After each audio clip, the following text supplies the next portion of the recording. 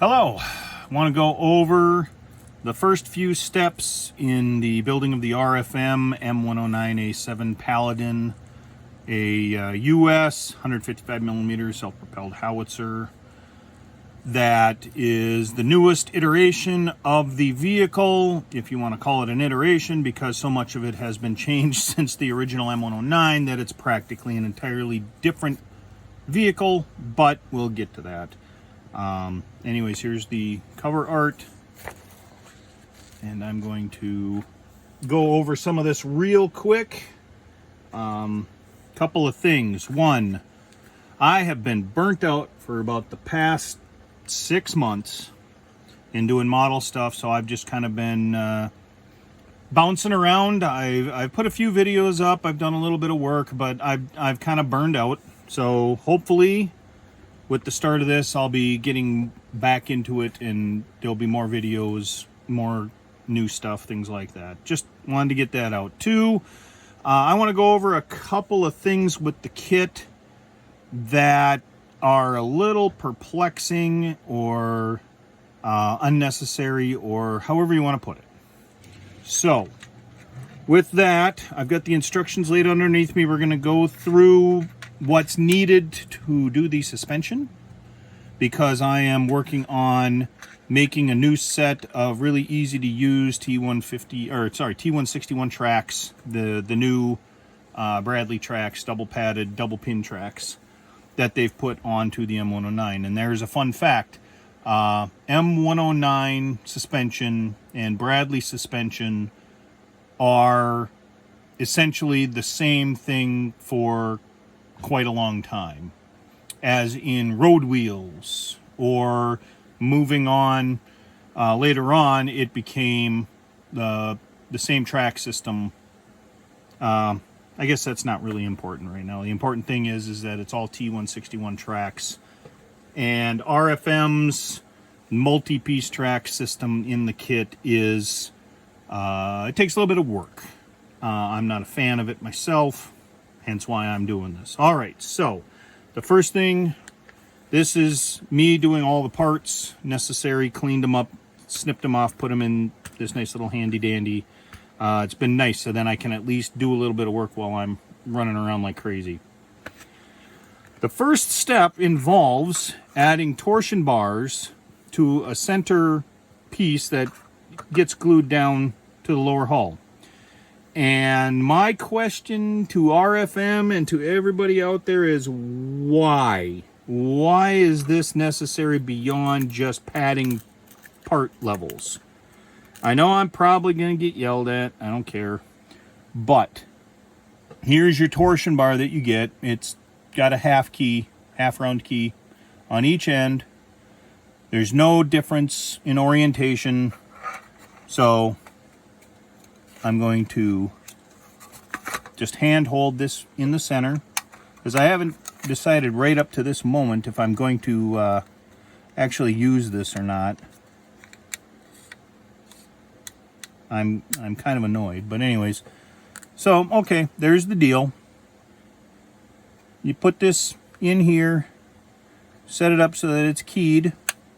Makes sense. It's not like it's idiotic in how it's laid out. It makes sense, and it does that. But when you're done, what you're left with is a little hump with the half key sticking out, and there's no real strength or ability with it. And I sound confused because I am confused. If you wanted to do torsion with it, it's pretty, I mean, it's stiff, and if you do get a little torsion out of it, you're going to end up rounding this off. Even if you don't glue that, if you only glue that in on that end, you can try and use it as a thing, but it would be easier to have put these as just round pegs like on a normal kit with the lower hull, no hole, and then adjusted the suspension so that you could have it over uneven ground or whatever you wanted to do. This just seems unnecessary. Now, looking at this, you're going to want to glue this in. You're going to want to put these torsion bars in so that this is rock solid. I would glue it in on this side too. So then you get a solid suspension system for this, so that you don't put this all together and this is all mobile and movable, and then when you have it on your shelf for a couple of years, the plastic starts to sag and the whole thing settles. I don't think I would appreciate that. I'm assuming that you wouldn't appreciate that either. So that's what I'm going to do right now. And none of this is going to hurt. It's not like by doing this, you're committing yourself to some particular build strategy or variation or something like that. This is just basic to building this. So I have the centerpiece in. First torsion bar is in. What I'm going to do is just add the torsion bars on one side, glue them all in, add the torsion bars on the other side, glue them all in. And like I said, if there was some value to it, I could see, but it's not, I don't feel like there's anything gained, like I said, other than if they wanted to raise the parts count. Now, I admit I did not prepare for this test as far as the history of the M109 goes. Let's just say that it's been the staple of the American artillery system for forever, since Vietnam at least, as the go-to 155mm self-propelled system. It's a good piece of kit. I served with them in my years in the Army, both as a forward observer firing for them and then supporting the mechanics that were working on them at the very end. So, you know, it was interesting. I ended up at the end of my military service getting a secondary MOS as a 63 Delta back in the days, which was a tracked vehicle recovery specialist. Which means I got to go out and recover these. An interesting story. In the summer of 1996, the Minnesota National Guard inherited a lot of equipment from the 24th Infantry Division, which included a lot of worn-out M109A4s, I believe. Not 100% sure. Might have been A2s. That had been over in Operation Desert Storm. And we also inherited a whole bunch of stored and not very well stored M548 ammo carriers. Those are M113 based ammo carriers from the South Dakota National Guard. And this was, I am now applying glue to glue down the insides of these torsion bars. That was the same summer that I had just become a tracked vehicle recovery specialist, and in so a TC for one of the M88A1 recovery vehicles in the Guards for that particular summer's AT, annual training mission. And we got a lot of good practice hauling vehicles that had broken down out in the field back into cantonment for repair. At the time, I was highly annoyed. As you might imagine, who wants to go out and be hauling in a bunch of vehicles every day, having to grab a mechanic who was working on repairing something to go out and, in this case, disengage final drives so that you could haul it back at more than a mile an hour or so. Which is, little note, if you don't disengage the final drive on an M109 or an M548 or many other vehicles, you can't tow it back very fast or you will burn it out. And then they'll be replacing more than whatever broke.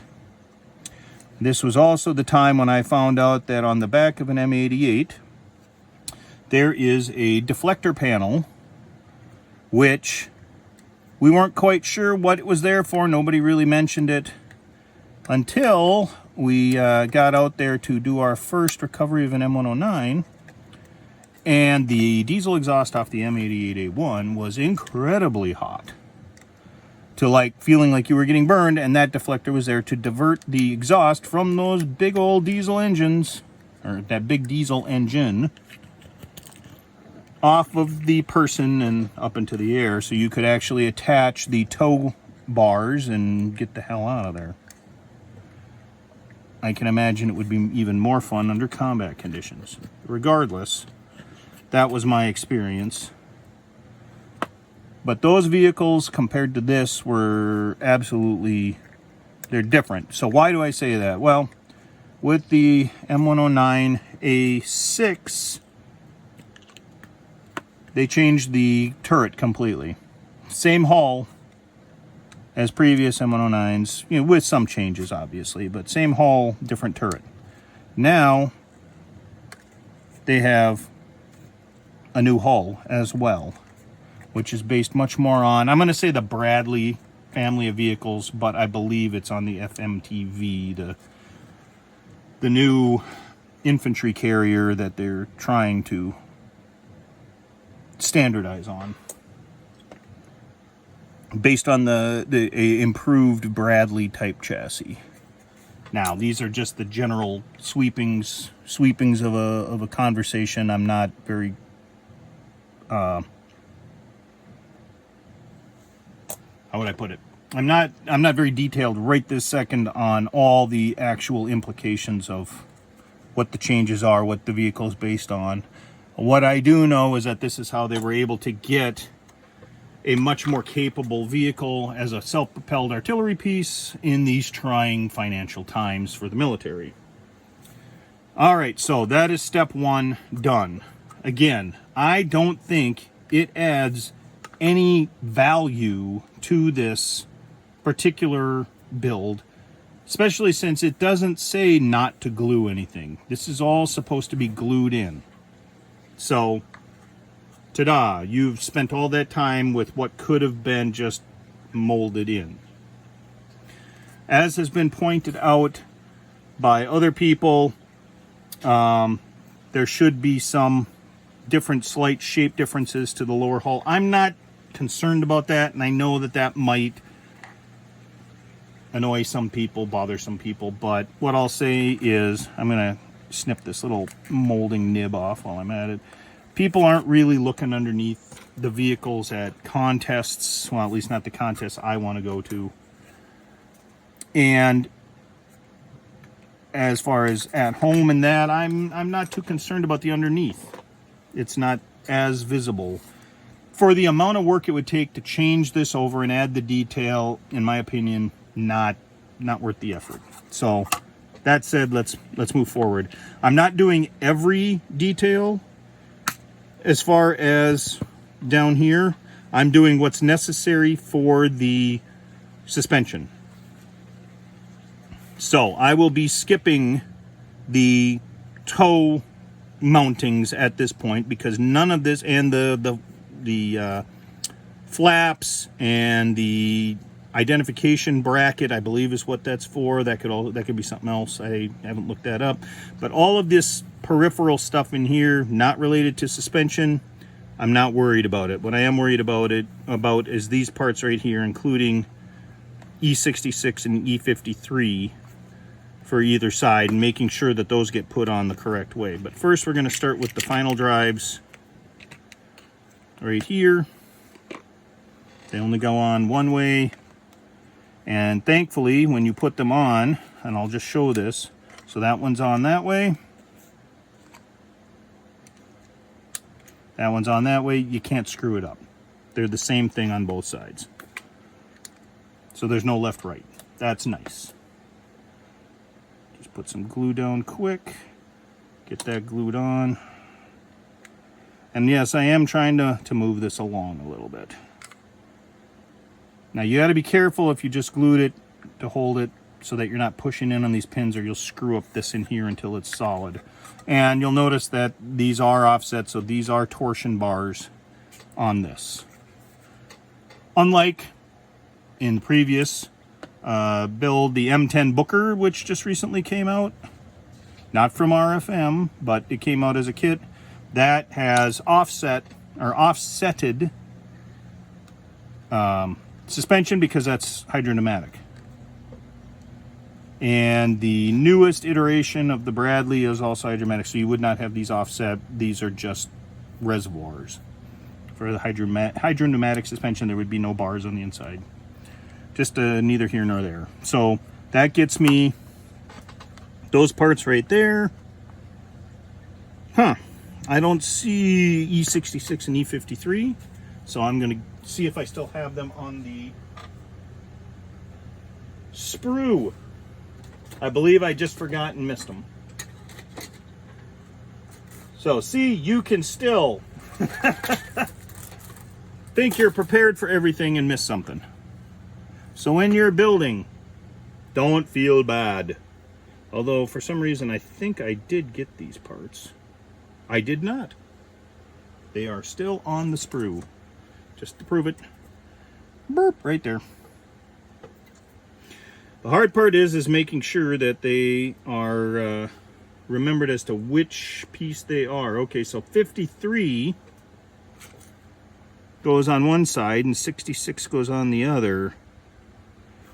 And they are two completely different shapes. That's a good point to note. So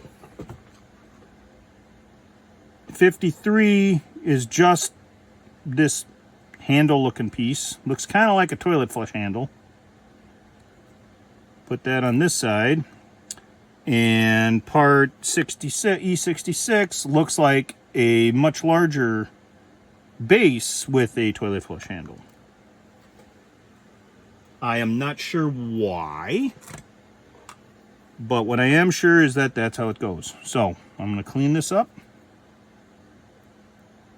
This may or may not be visible once everything is done. Now the thing about this and why I've had a little bit of hesitation getting the tracks done is there's no sand skirt. There's no shield to hide the track spine, so I've got to get this done right. And it's got a very noticeable sag. I've seen some very nice profile pictures that show the sag of the track because there are no return rollers. So there we have the two parts. I just quickly clean them up. Make sure you're oriented. Make sure you've got the right part. So on the driver's side, you get E66. And I'm not exactly sure. It looks like it's got a flat notch and a round.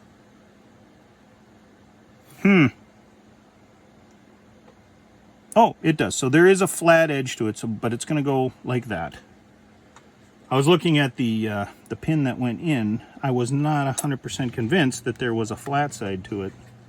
But there is a flat side to coincide with the hole on the piece.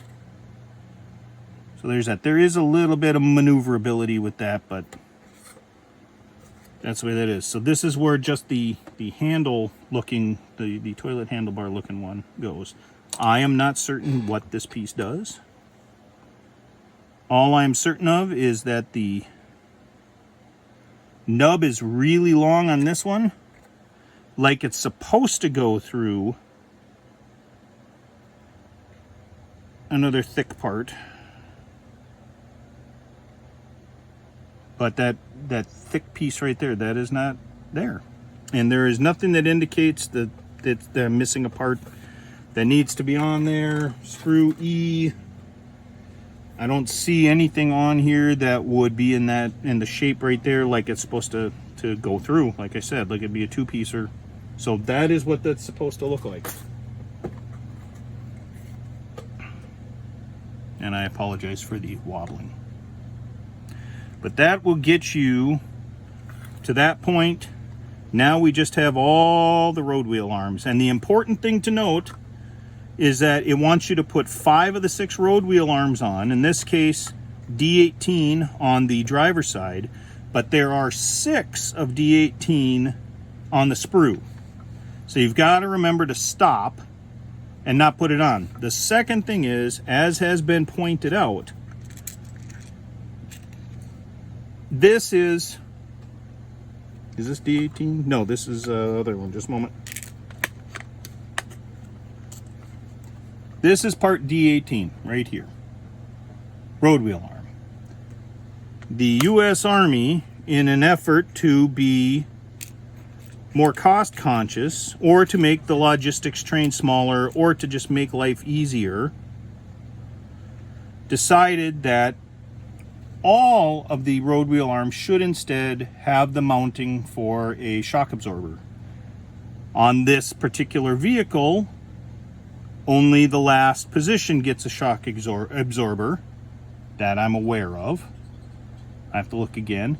But all of them should look like this. However, this is what they all end up looking like, is this right here. So that is a small discrepancy.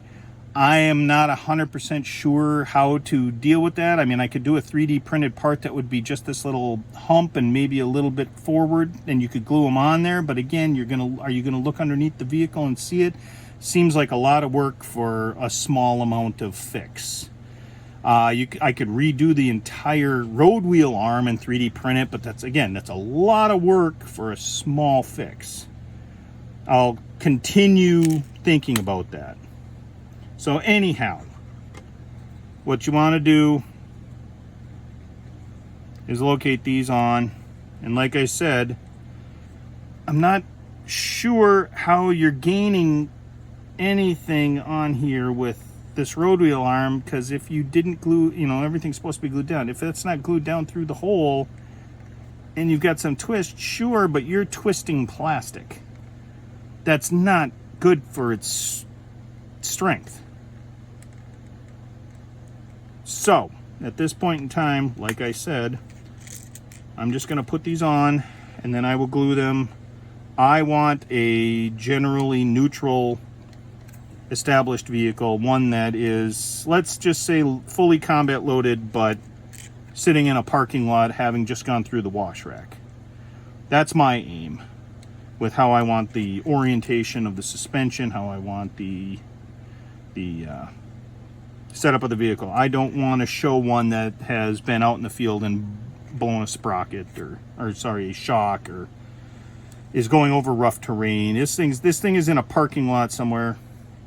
Now, I would say that it's important to do both step 1 and step 2 relatively close, because as you can see, there is some discrepancy in how these road wheel arms are coming out, and I want them all at the same height, which means I have to do a little twisting of those torsion bars just to get this to be all the same height. And I will be testing them and checking them after I get the other side on. So I put them on. I'm using capillary action to go in between the road wheel arm and the hull. I gotta remember to lean over a little bit, let you guys see everything that's going on. I want these things rock solid. Now, how am I gonna do that? Well, one, you gotta let that glue start working, because these things are also pushing off of the road wheel mounting part a bit, so like they're only going to be attached to these torsion bars, but some of them aren't. I think that they just added a layer of complexity that did not need to be there. I'm not sure if the building experience is going to be as fabulous based on that. So that's done. I have my one extra road wheel arm right here. Do the other side quick. Now some of you might be saying, well, why didn't you just glue this down first and go from there? Well, okay, we'll do it that way. Put some glue on. Start grabbing road wheel arms. I think it's because I don't want to soften up this glue too much, or soften up the plastic too much. But I want you to see what it's like just kind of throwing it on. So at this point, there we go. There we go. There we go. And there is some play in it, and that's, in my mind, that's an issue. I don't like play in my suspension. There are other ways to get that look if you want a mobile suspension without doing it this way. I just don't agree with it. You build it, you like it, you can disagree with me, not a problem. But again, I like having a nice solid base that my model is built on, so then I don't have to worry about the suspension weakening out. And I know that adding in that operability, if you want to call it that, of the suspension can lead to weakened joints and issues. I don't want to be where it's at the point where, well, the suspension's really good, but I got to put a piece in the center to hold it at the right height, because that's even more unrealistic,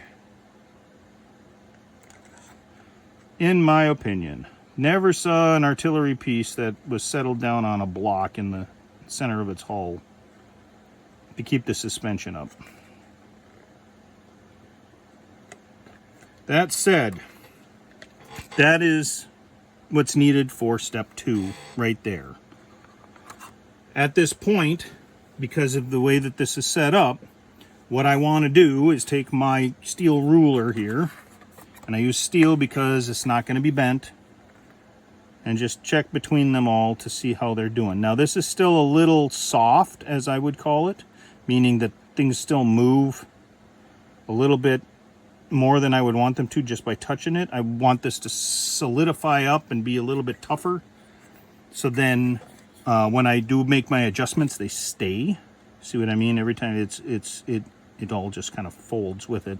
I might be pulling them off of the thing. This plastic by RFM in the end solidifies nicely, but it gets kind of soft when you got the glue on it. Might be good, maybe that's important, but what that means is that as of right now, that's the best I can do. I'm going to put this here. I'm going to stop the video. When I come back, we'll finish up that little bit of lining up for stage 2, and then we'll move on to the other parts of the suspension. See you in a few.